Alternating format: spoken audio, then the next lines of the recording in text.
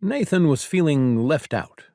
Kachi's blessing meant each of his companions left faint trails of golden light behind them, their bodies limned in a magical glow of the same color.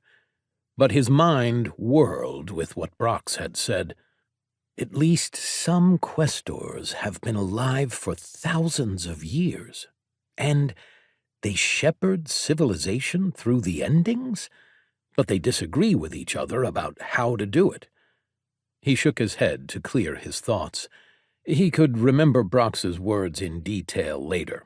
For now, they needed to focus on the upcoming fight. Stella's voice was confident as they walked up the slope. "I'm messaging everybody to battle. It's a few minutes early, but now is the time." Her voice bore the slight resonance of the divine blessing, and it gave her a much more serious air than normal. She sent out message after message, casting multiple copies of the spell, with a smooth confidence he rarely saw from the excitable mage. It seemed like the magic of the blessing didn't just enhance physical fighting. They reached the top of the peak and stood there without fear. Given the magical glow of Kachi's blessing, it wouldn't take long for them to be noticed. The camp looked much the same as it had previously, with hundreds of colored tents scattered across the valley floor.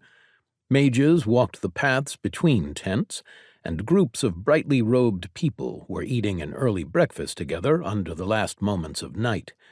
It looked like they planned to start early and were eating well to prepare for a long day conquering Halsmet. Brox had drawn his blades while they examined the army below, and he pointed straight at the central tent, largest and gaudiest of them all. "Badud must be there, safe as a vault of solace. By Eads, I swear that only one of us will depart this battlefield." A faint smile graced his face, an expectation of what was going to happen. Then he threw a glance towards the heirs. "Shape your eyes as a questor goes to war. I'll kill every mage in my path, but all who survive will be your duty." The questor activated his blades and zipped down the slope, moving faster than if he'd jumped.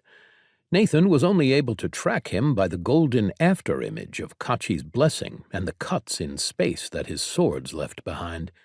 They all watched open-mouthed as the man leapt hundreds of feet, soaring over the lines of golems and soldiers like an arrow fired from a huge bow. He punched through multiple magical barriers, sword first, more a projectile than a man.